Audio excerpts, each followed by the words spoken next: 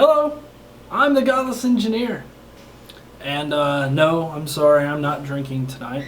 I just so happened to run across a story that I felt was important, and I wanted to make a video on it, present you guys with some information and my take on the situation. So the issue tonight that I'm wanting to discuss is this movement to not say the pledge as a political statement to take out under God from the pledge because it's unconstitutional to even have it in there. And I have to admit, going into this, I was really unbiased, or I had no opinion about whether or not you should say the pledge or if you should. Me personally, I wouldn't say the under God part. But then again, I'm not in a position a lot of the time to actually say the pledge or to tell somebody whether or not they should say the pledge. Just because a lot of people aren't going to make it past the first few minutes of any of my videos, I'm just going to come out with my conclusion of I support this movement to not say the pledge. I fully support you if you want to sit down and not say the pledge at all. If you feel like that is the route for you to go, do it. So what has brought this to my attention tonight was the fact that the American Humanist Association actually had to send a letter to this high school in South Carolina where they are actually trying to punish a student because he decided not to stand up and say the Pledge of Allegiance. He decided to sit down, not say shit about it. But not only are they trying to punish him for this, but at the time of the incident, they also ridiculed him for his atheistic beliefs. They tried to suggest that he was being offensive to military service members, and they questioned his patriotism. I can't begin to tell you how wrong this is on so many levels. But because I am the Godless Engineer and I like to give you a little bit of history and some information along with my videos, how about a little bit of history to go along with the Pledge of Allegiance?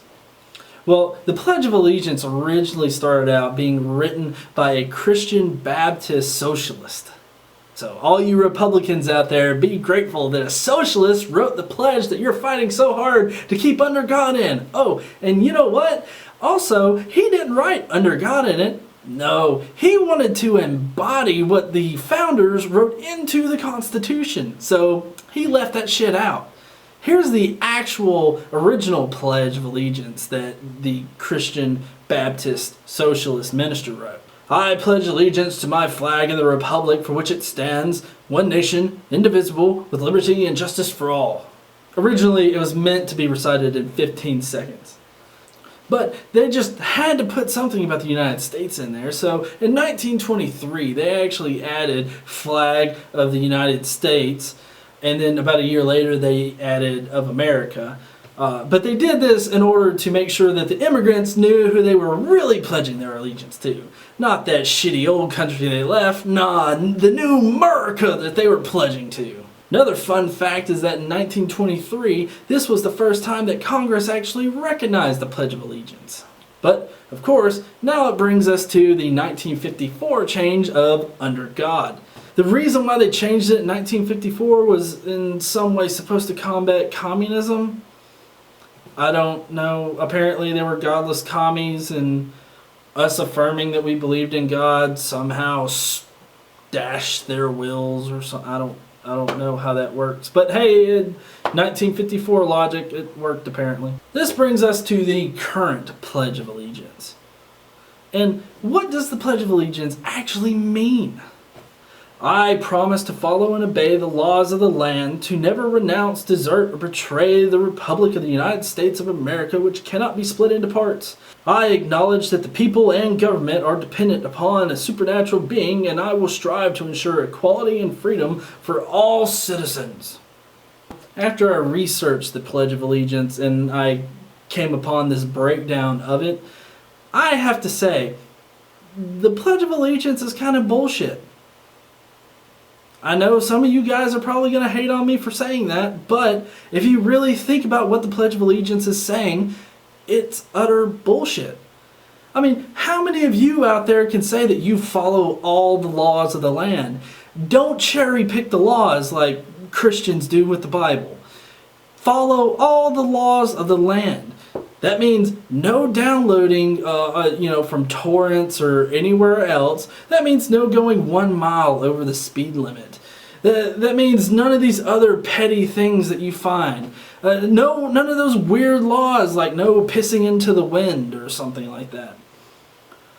That means if there's a law of the land, you must follow it. If any of you out there can say that you follow every single law of the land, then fine. You're not bullshitting on that one aspect of the Pledge of Allegiance. So, okay, and then it goes on to say that that we're all governed by a supernatural being. Of course, that's bullshit because not everybody in America believes in a supernatural being. But then it comes to the last part, that they will strive to ensure the equality and freedom of all of its citizens. I don't know if you've noticed, but like most of America is fighting directly against that. Like with marriage equality and equality for women, racism, any of that kind of thing is still alive and well in America. So no, people are not fighting for the equality and freedom of all of its citizens. If half the country isn't boned on the first part of the Pledge of Allegiance, they're certainly boned on this final part. Let's get back to the topic at hand of saying the pledge in school and what they can actually make students do in school. Now, just like you can't make students say a prayer at school-led functions and events, you also can't make students say the Pledge of Allegiance. It's really that simple. It's not that hard. Especially with the fact that the current Pledge of Allegiance affirms a supernatural being, it's pretty fucking close to a prayer. Just like you can't have a school-led prayer at a football game, I really don't think that you should have a Pledge of Allegiance during the morning of every school day. And you can't bullshit me with, well, it's not affirming the Christian God, or it's not affirming blah blah blah, because it is. By you saying the pledge as it is now, you're saying that you are ruled by a God. You are affirming that you believe in a God. So this brings me to another point, is that it's not required by law that you say this. There is no law on the books, federally or by the state, that you have to say the Pledge of Allegiance. There's actually a 1943 Supreme Court case that states this very thing. Now, you not standing and not saying the Pledge of Allegiance, or not saying the Pledge of Allegiance in general, does not mean that you're not patriotic. It does not mean that you're disrespecting military service members. If anything, they are fighting for the Constitution and upholding your freedom to make a choice. Because if anything else, America was built on this idea of freedom, religious freedom, the freedom of thought. So what if we were to apply this logic of blind patriotism, of being forced to pledge your allegiance to this country without thought? What if we were to apply that to the American Revolution? What if we were to apply that to women's suffrage? What if we were to apply that to the civil rights movement?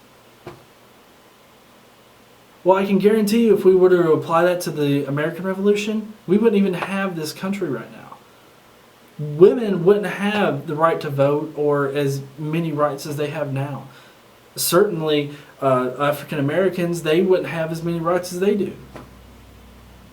Going against the grain, going against what is currently on the books, as it were, is American by nature.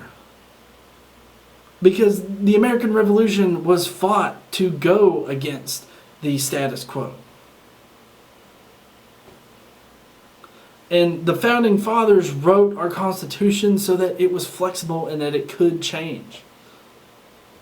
And also, I would like to point out, they didn't write the Constitution with the Pledge of Allegiance in mind. They didn't write the Constitution with this idea that people had to pledge their allegiance without thought, to blindly pledge themselves to a country and just be okay with it no matter what.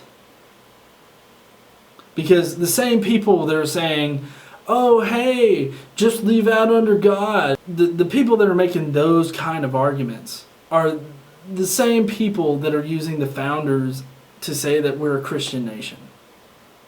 Don't bend your ideals. Don't bend your own values around other people. Hold to your values. If you don't feel right standing and pledging your allegiance to this country and proclaiming yourself to be under the rule of a supreme being, don't. You also shouldn't be guilted into doing it. And I support you choosing.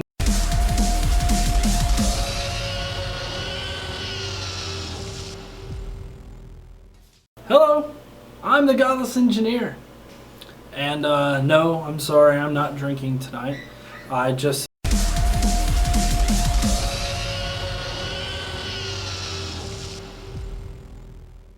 Hello, I'm the Godless Engineer.